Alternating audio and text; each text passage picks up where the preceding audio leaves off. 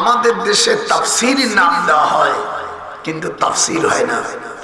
তাফসীরের নামে যত গান বাজনা আর শিকায়েত, উঠেই শিকায়েত করে, আরে মিয়া তোমাকে তাফসীরের জন্য দাওয়াত দিয়েছো, যদি তাফসীরই না করে তা কিয়ামতের ময়দানে মানুষকে দাওয়াত দিয়েছে তাফসীরুল কোরআন বলে, এই কমিটিকে আল্লাহর কাছে জবাবদিহি হতে হবে। বাংলাদেশে আমি তো 1952 সালে দারুল উলুম দেওবন্দে দাওরা পড়েছি। এরপরে আমি জেনারেল লাইনে পড়ে ঢাকা বিশ্ববিদ্যালয় 1966-এ আইন ও বিচার অনার্স মাস্টার্স MA পাস করে এরপরে PhD করেছি। জামিউল আজহার মিশর বিশ্ববিদ্যালয়ে পড়াশোনা করেছি 8 বছর। দেওবন্দে দাওরা পড়েছি। এরপরে আল্লাহ যতটুকু খেদমত করার তৌফিক দিয়ে একটানা দীর্ঘদিন দিল্লি শাহ ওলিউল্লাহ মুহাদ্দিস দেহলভী ওনার আব্বার মাদ্রাসা, আজ থেকে কয়েকশো বছর আগে এই মাদ্রাসা হয়, সেখানে আজ পর্যন্ত বাঙালিকে কোনো শিক্ষক নেওয়া হয় না। কিন্তু আমার উস্তাদ আল্লামা হুসাইন আহমদ মাদানী, ওনার কাছে আমি 1952 সালে বুখারী পড়েছি, আর ওনার মৃত্যু হয় 1957 সালে। এরপরে মদিনা শরীফে পড়াশোনা করেছি, কিন্তু আমি ভয় লাগে যে আমি তাফসীর কারক নিজেকে প্রচার করব, এটা আমার ভয় লাগে। আর যারা কিছুদিন গান বাদ্য গাইছে, একটু গজল টজল গাইছে, গলা ভালো, তার দলীয় লোকেরা তাকে মুফাসসির বানাইছে। দলীয় লোকেরা তোমাদের জন্য জাহান্নাম অবধারিত, যেহেতু ফাকাজ্জাবা বিল হুসনা ফাসানুয়াসসিরুহু লিল উসরা। আল্লাহ কোরআন পাকের মধ্যে বলছে যেটা মিথ্যা সেটাকে তোমরা সত্য বলে প্রচার করছো, ফাসানুয়াসসিরুহু লিল উসরা। আল্লাহ পাক এখানে জাহান্নামের কথা বলেছে। সাবধান হয়ে যায় কমিটি, এটা দলীয় খেলা না। অন্যায় ভাবে করলে তার আল্লাহ ছাড় দেয়, ছেড়ে দেয় না। আমি যতটুকু পড়ব কোরআন শরীফ এবং হাদিস শরীফ থেকে, আল্লাহ পাক যেন আমাকে তৌফিক দান করে। এর যেরকম আমিন, আরো যেরকম আমিন। হুজুর সাল্লাল্লাহু আলাইহি ওয়াসাল্লামের কাছে জিজ্ঞেস করছে, হুজুর দুনিয়ায় কারা গুহার মধ্যে ছিল? এক, কোন ব্যক্তি জামা পিতার সামনে রাখলে পিতার চোখ ভালো হয়ে যায়? আর 3 বন্ধু মুহররমে কোথায় তারা সফর করেছিল? আপনাকে কয়েকটা প্রশ্ন করব। তো বুখারী শরীফের হাদিস, উলামায়ে হযরত, আমি বুখারী শরীফের প্রথম হাদিসে পড়েছি, এটা বাবুল কাইফা কানা বুদুলহি, যেটা বুখারী শরীফের প্রথম হাদিস। कोई अमल मोतबर नहीं है। हजरत उमर फारूक रज़ियल्लाहु ताला अन्हु से मरवी है, कोई अमल मोतबर नहीं होगा मगर नियत के वजह से। Hazrat Umar reported that messenger of Allah say action shall be judged only by intention, proves everything the anyway. The regarding a teaching we have so lectured, there are those who, if we establish them in the land and establish regular prayer, give regular charity and right on forbid wrong to decision of all affairs, Allah is exalted in power. খুব গুরুত্বপূর্ণ কথা শুনেন। আল্লাহ পাক কোরআন মাজিদের মধ্যে বলেন, মুসলমানরা যারা রাষ্ট্র ক্ষমতায় পাবে সর্বপ্রথম তাদের 4টে জিনিসকে আল্লাহ ফরজ করে দিয়েছেন। হাত উঠান, কয়টা? এটা কোথায় পাবেন? সূরা হজের 41 নম্বর আয়াতে, আল্লাযীনা ইম্মাক্কান্নাহুম ফিল আরদ আকামুস সালাত। আমি মানুষকে যখন রাষ্ট্রের ক্ষমতা দিব তখন তারা কয়টা জিনিস পালন করবে? 4টি। একটু হাত উঠান। 4টে জিনিস। 1 নম্বর সালাত, নামাজকে প্রতিষ্ঠিত করবে। 2 নম্বর যাকাত, 3 নম্বর সৎ কাজের আদেশ, 4র্থ নম্বর অসৎ কাজের বাধা। 1971 সাল থেকে পর্যন্ত প্রায় 52 বছর চলে গেল, আজ পর্যন্ত নামীধারী মুসলমানরা যারা সংসদে গেছে, আজ পর্যন্ত পার্লামেন্টে নামাজের বিল উত্থাপন করে নাই। এটা হাত উঠান, যে হাত উঠাবে না সেটা আল্লাহর দুশমন। বাংলাদেশে যতগুলো পার্লামেন্টে যতবার নির্বাচিত হয়েছে প্রত্যেকটি বই আমার কাছে আছে, এর মধ্যে নামাজের বিল আনেনি। আমি সামনে দোয়া করি, আল্লাহ বাংলাদেশটাকে তুমি একটা ইসলামী পার্লামেন্ট আপনার কাছে আমরা ভিক্ষা চাই। নারায়ে তাকবীর, নারায়ে তাকবীর। ইসলামী রাষ্ট্র ছাড়া দ্বীনি ইসলামী কোরআনী নিজাম, কোরআনী হুকুমত। আপনারা জানেন আমরা সকলেই বেতের নামাজ পড়ি, সবাই কথা বলুন, পড়ি না? বেতের নামাজ অন্য নামাজের থেকে একটু তাকবীর দিতে হয়। আমরা একবার কান ধরি আর এই নামাজে দুইবার কান ধরার কথা হাদিসে আছে, এখানে উলামায়ে কেরাম আছে। মিশকাতুল মাসাবি বাবু কিতাবুস সিফাতুস সালাত ৭৬ পৃষ্ঠার মধ্যে ওয়াইল ইবনে হাজার উনি বলেন ইরফাউ ইলা শাহমাতি উযুনাইহি। একটু কথা বলেন না, কারণ নামাজ যা বলছো তো সব শেষ। ইরফাউ রাফা ইরফাউ মুজাররিস সিগা ইলা হরফে জার, জার মাজরুর মুতাআল্লাক কর, মুযাফ মুযাফ ইলাইহি হওয়া, মুযাফ মুযাফ ইলাইহি মিলকর খবর খবর এবং মুবতাদা মিলকর জুমলা ইসমে হো কর জুমলা ফেলিয়া। হাতটা উঠবে কোন পর্যন্ত? একটু হাত উঠান। ইয়ারফাউ ইলা শাহমাতি উযুনাইহি, উযুন মানে কান আর শাহমাতুন মানে কানের লতি, এই পর্যন্ত ওঠে। আমাদের দেশে দেখবেন অনেক মুফতি সাহেবরাও, মুফতি সাহেবরা পড়ে না, হাতটা এরকম উঠায়।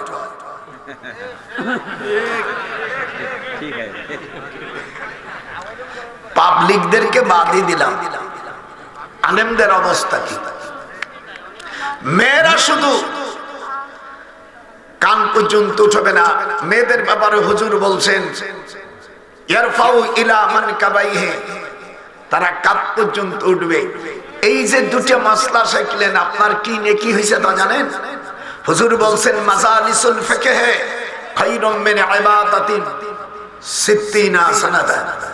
যদি কেউ একটা মাসলা কেউ শেখে, আল্লাহ পাক তাকে 60 বছর যদি কাবা শরীফের ভিতরে, আমার জীবনে একবার কাবা শরীফের ভিতরে যাওয়ার সৌভাগ্য হয়েছে। আমি তখন মদিনা ইউনিভার্সিটি প্রফেসর, আমার সাবজেক্ট ছিল ল এন্ড জাস্টিস। আমি ঢাকা বিশ্ববিদ্যালয় 1966 সালে আইন ও বিচার অনার্স মাস্টার্স করে লন্ডনে পড়া এমফিল করেছি, সেখানে পিএইচডি করেছি, ডক্টরেট ডিগ্রি। ডক্টর এটা ডাক্তার না, জানেন হোমিওপ্যাথি, এটা চিকিৎসক নয়, ডক্টর অফ ফিলোসফি। আচ্ছা, তো সেখানে 1982 সাল মনে থাকবে, আল্লামা সাইদি, যিনি সারা পৃথিবী কোরআনের পাখি হিসেবে যিনি পরিচিত, আর আমার অত্যন্ত বন্ধু ছিলেন ডক্টর বারী সাহেব। ডক্টর বারী সাহেব সাবেক রাজশাহী ইউনিভার্সিটি ভাইস চ্যান্সেলর, পরে উনি মঞ্জুরি কমিশনার হয়েছিলেন। মরহুম রাষ্ট্রপতি জিয়া রহমান উনাকে, উনার যোগ্যতা দেখে জিয়া রহমান উনি তাকে সারা বাংলাদেশের মঞ্জুরি কমিশনার চেয়ারম্যান বানিয়েছিল। তা আমাদেরকে, আমি বাদশা ফাহাদের ছেলে মেয়ে, ওরা আমার কাছে পড়তো, যেহেতু আমি ইউনিভার্সিটির শিক্ষক, সেই জন্য আমি বললাম আমাদের দেশে দুইজন আলেম আসছে, আমি একা কি করে কাবা শরীফের মধ্যে যাব? আনা শাইখুন উরিদুকা হাত্তা আনফাসলাকু আদখুলুনি হাদা ইসলামান আইন। আমি আরবিতে বললাম যে দুইজন কেন আনবে, ঠিক আছে। আমরা সাইদি সাহেবকে বললাম, ডক্টর বারী সাহেবকে বললাম যে কাট নেন। এমনি দেখবেন আপনি সংসদে গেলে অথবা আপনি যদি সচিবালয় যায়, আপনি ঢুকতে পারবেন না কোনো কার পরিচয় ছাড়া, কার্ড ছাড়া ঢুকন যায় না। একটু হাত উঠান, একটু হাত উঠাই না কেন? আজ তো কঠিন হজ করবো, আমার কোনো টাইম টেবল নাই।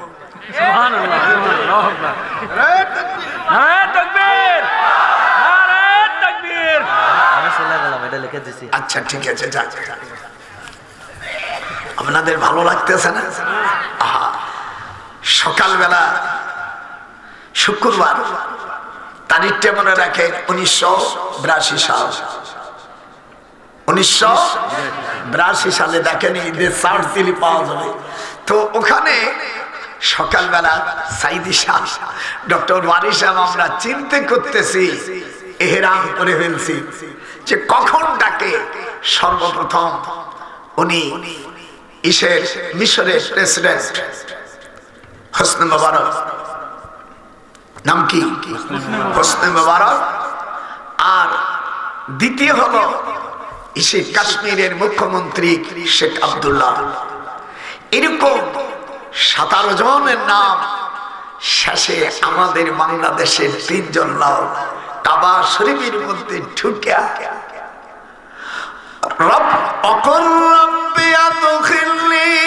একটু বলেন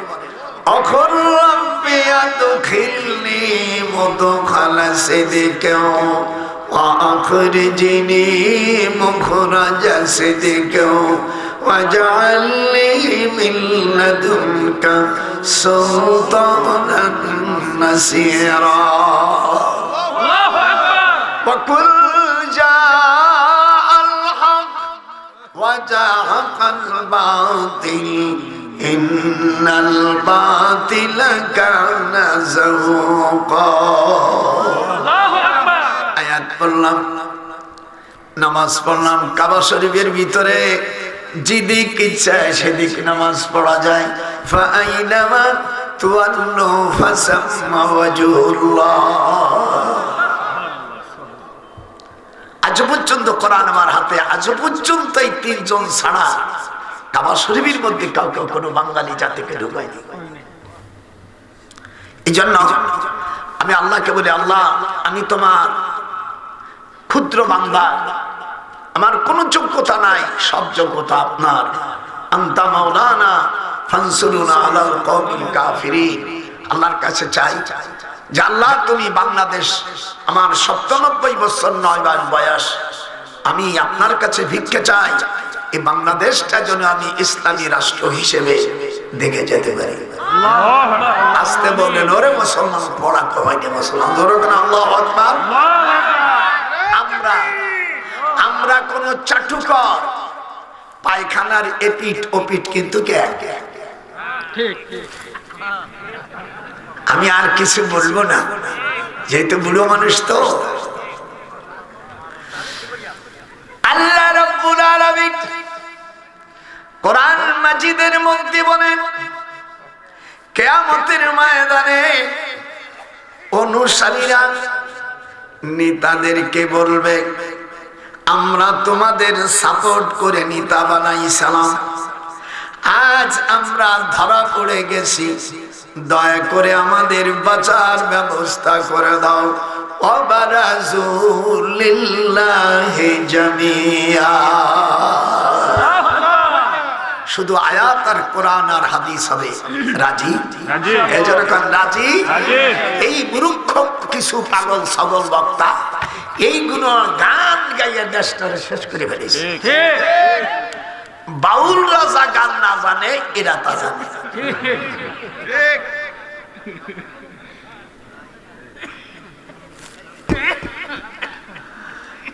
কিয়ামতের ময়দানে নেতারা, যারা নেতা বানাইছে ভোট দিয়া, ইংরেজিতে কয় ভোট, বাংলায় কয় সমর্থন, আরবিতে বলে রায়। যারা রায় দিয়া মেম্বার, চেয়ারম্যান, পৌরসভার চেয়ারম্যান, এমপি যারা বানাইছ, কিয়ামতের ময়দানে ওই নেতাগুলো যদি জনগণের সম্পদ আত্মসাৎ করে যদি জাহান্নামে যায়, যারা ভোট দেছ এক বন্ধুও সারতে পারবা না। অনুসারীরা বলবে, ফাহাল আনতুম, ইংরেজিতে বলে ইন্টারগেটিভ, বাংলায় বলে প্রশ্নবোধক, আরবিতে বলে ইস্তেফহামিয়া। ফাহাল হামজা হালমা, ইস্তেফহামিয়া। ইংরেজিতে কয় হট, আরবিতে বলে ফাহাল। ফাহাল আনতুম একটু হাত উঠাও। ফাহাল আনতুম মুগনুন। ও মেম্বাররা, ও চেয়ারম্যান এমপিরা, আমাদের কাছে ভোটের সময় ফেরেশতাদের মতন গল্প করছিলাম, অমকের চরিত্র হুলির মতন পবিত্র, নামাজ পড়ে না এক ওয়াক্ত। এই লোকগুলো, এই বাটপাড় গুলো শাহজালালের মাজার জিয়ারত করেছে, আর জন নামাজ যদিও না পড়ে, দাবি দাবি টুপি পরে মানুষের কাছে ফেরেশতার রূপ ধরেছিল। পালাইবা কোন জাগায় রে মুনাফিকরা, পালাইবা কোন জাগায়, তোমার আজরাইল বাজান ধরবে যেদিন পালাইতে পারবে না। হাত ওঠা। আরে ও রে বট পাড়েরা, কোথায় রে আমার, তোমাদের জন্য দোজখ অপেক্ষা করে। আরে ও রে বট পাড়েরা, তোমাদের জন্য দোজখ অপেক্ষা করে। ফাহাল আনতুম, জোরে, ফাহাল আনতুম মুগনুনা। আল্লাহ পাক কোরআনে বলেন, তখন ওই নেতারা কি বলবে? কলু লাউ হাদানাল্লাহ। সূরা ইব্রাহিমের আয়াত।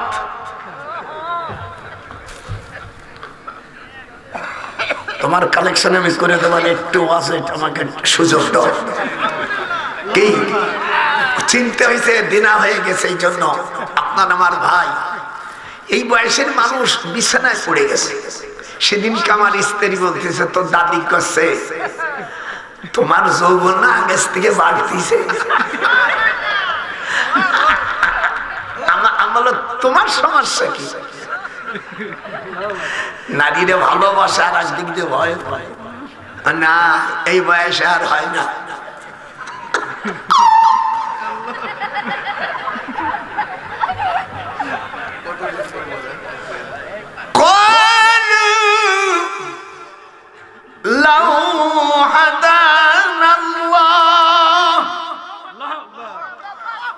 নেতারা বাটপাড়েরা বলবে, যারা বিদেশে টাকা পাঠাইছিল, যারা ক্ষমতার বসে জনগণের মাঠ লুটে ফুটে খাইছে, ওই ক্রিমিনালরা বলবে, আমরা যদি মুক্তি পাতাম, কলু, যদিও মাঝির সেগা মানে আসবে মজারে, কলু লাউ হাদানাল্লাহ। হাত ওঠা, হাত ওঠা, না হলে ওই গ্রুপের মধ্যে ফেলে দেবো।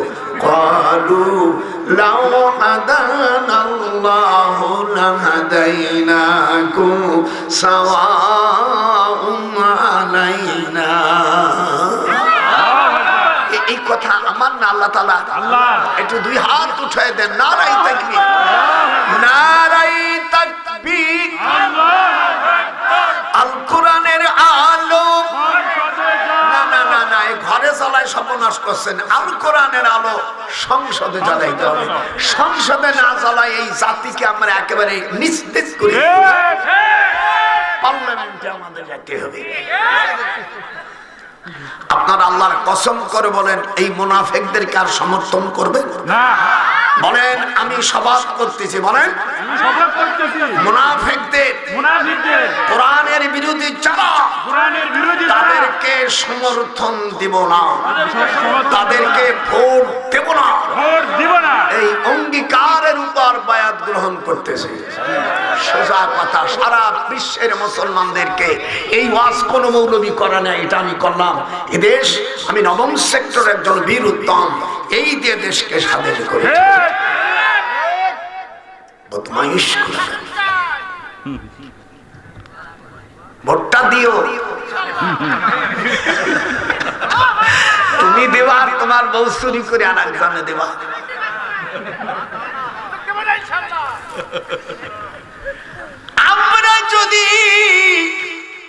ওই বাটপাড়েরা বলবে কালু জোরে কোন কালু লাউ হাদানাল্লাহ।